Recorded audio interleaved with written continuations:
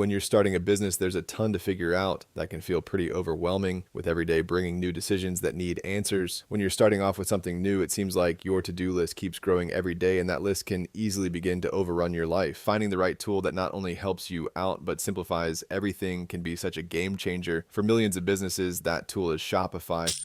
Shopify is the commerce platform behind millions of businesses around the world, and 10% of all e-commerce in the US, from household names like Allbirds to brands just getting started, hundreds of ready-to-use templates. Shopify helps you build a beautiful online store that matches your brand's style, accelerate your efficiency, whether you're uploading new products or trying to improve existing ones. Shopify is packed with helpful AI tools to help you out. Best yet, Shopify is your commerce expert with world-class expertise in everything from managing inventory to international shipping to processing returns and beyond. Start your business today with the industry's best business partner, Shopify, and start hearing. Sign up for your $1 per month trial today at shopify.com/DCR. Go to shopify.com/DCR. That's shopify.com/DCR. Rinse knows that greatness takes time, but so does laundry. So Rinse will take your laundry and hand deliver it to your door expertly cleaned. And you can take the time pursuing your passions. Time once spent sorting and waiting, folding and queuing, now spent challenging and innovating and pushing your way to greatness. So pick up the Irish flute or those calligraphy pens or that daunting beef Wellington recipe card and leave the laundry to us. Rinse. It's time to be great.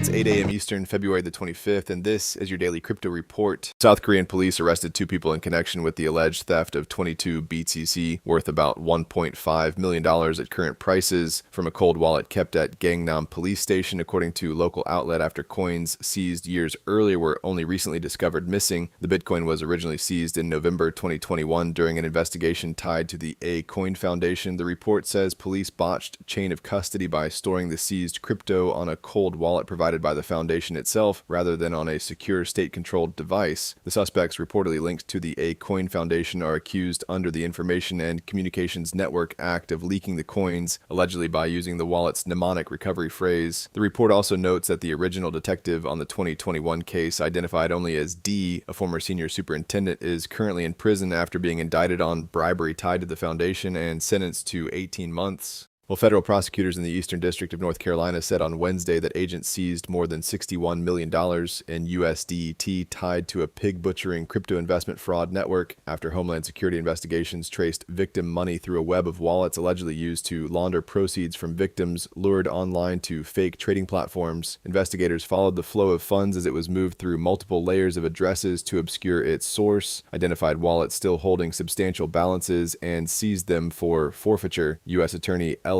Boyle said the action was aimed at taking the profit out of crime. The announcement also situates the case among a broader wave of large crypto forfeitures. Stripe has expressed preliminary interest in acquiring all or part of PayPal, according to Bloomberg, citing anonymous sources, as Stripe simultaneously announced a tender offer to provide liquidity to current and former employees at a $159 billion valuation funded mainly by investors. PayPal, an early pioneer of online payments and digital wallets, has faced tougher competition from newer players like Stripe, and its stock has jumped on takeover chatter but remains down about 40% over the past year. Both companies have been leaning into crypto via stablecoins. Stripe declined to comment on the report. And finally, Senator Richard Blumenthal, the top Democrat on an investigative panel within the Senate Homeland Security Committee, opened an inquiry into Binance and sent a letter to CEO Richard Ting demanding records related to the use of Binance by individuals in Iran, internal documents about disciplining or firing compliance staff, and other materials after reports from the New York Times, Fortune, and the Wall Street Journal alleged Binance compliance staff identified 2 partners as middlemen that enabled money laundering and trading involving Iranian government entities, with some people tied to the Iran-related work reportedly disciplined or pushed out, claims Binance disputes. The probe comes a little over 2 years after Binance pleaded guilty to failing to register as a money-transmitting business and violating sanctions, agreeing to pay more than $4 billion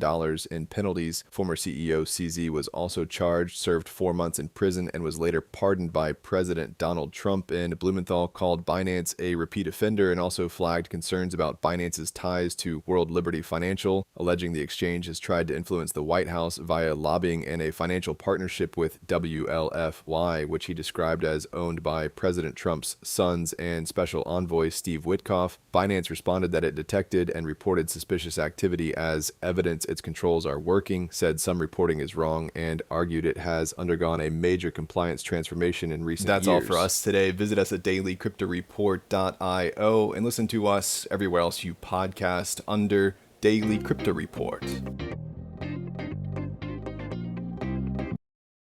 Not all darkness is dangerous. Sometimes it's the doorway to becoming whole. On the brand new podcast, The Shadow Sessions, hosted by me, Hibab Al-Faqih, a psychologist and trauma expert, we shed light on the hidden corners of the human experience. Through raw, unfiltered conversations from the edge of healing, The Shadow Sessions invites you to do the deeper work that leads to real change. Follow The Shadow Sessions wherever you're listening now.